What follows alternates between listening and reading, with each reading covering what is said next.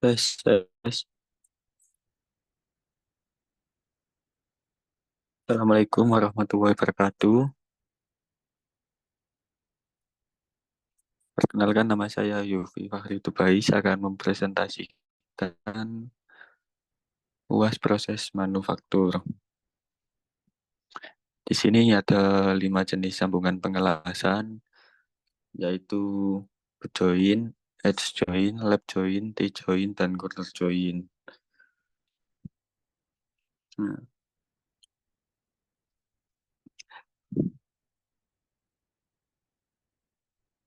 pada flat position, well, posisi pengelasan yang digunakan pada bidang yang rata dan horizontal. Dan edge join pengelasan yang ada di ujung dengan merangkapkan dua sambungan, dan lap join seperti yang digambar tersebut.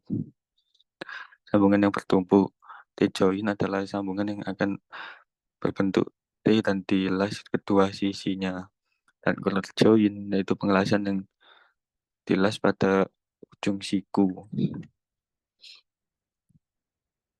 Konsep perencanaan pengelasan dan prosedur teknik pengelasan.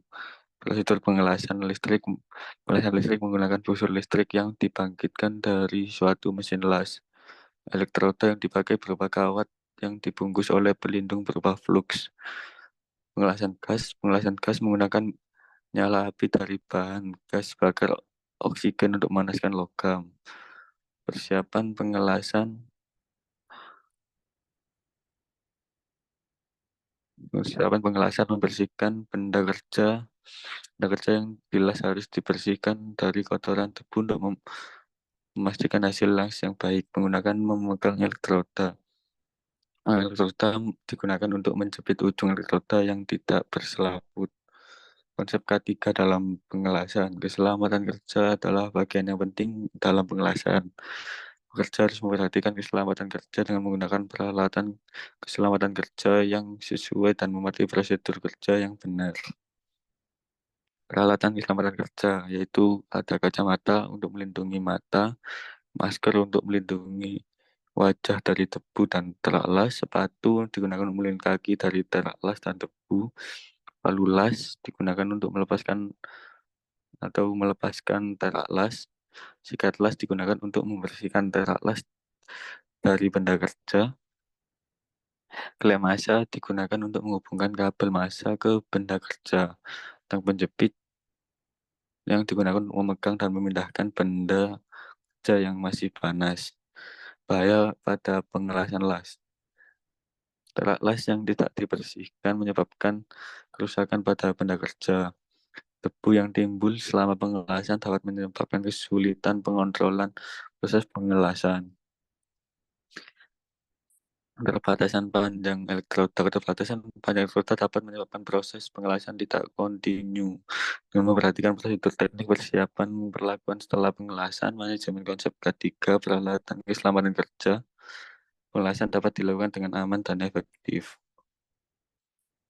Jenis-jenis pengelasan pada bejana tekan decoloration. Tekan decoloration digunakan untuk menghilangkan warna dari material baik yang memiliki warna alami maupun warna tambahan. Cairan yang digunakan dalam berupa poliakrilik, asid hidrogen peroksida, dan etilin diklorosid atau yang disebut EDC. Yang kedua, pengelasan pada pipa. Pipa las digunakan untuk mengalirkan cairan atau gas. Pengelasan pada pipa harus digunakan dengan benar menghindari kegagalan las dan kerusakan pipa. Yang ketiga, pengelasan dalam saluran pipa. Pengelasan dalam saluran pipa digunakan untuk menggabungkan dua bagian pipa yang saling bersampingan. Sambungan pipa harus dilas dengan benar untuk menghindari kegagalan las dan kerusakan pipa. Pengelasan dalam mesin konstruksi. Pengelasan dalam mesin konstruksi digunakan untuk menggabungkan bagian-bagian mesin yang berdampingan. Sambungan mesin harus dilas dengan benar untuk menghindari kegagalan las. Pengelasan pada rel digunakan untuk menggabungkan bagian-bagian rel yang saling berdampingan. Sambungan rel harus dilas dengan benar untuk menghindari kegagalan las dan kerusakan rel.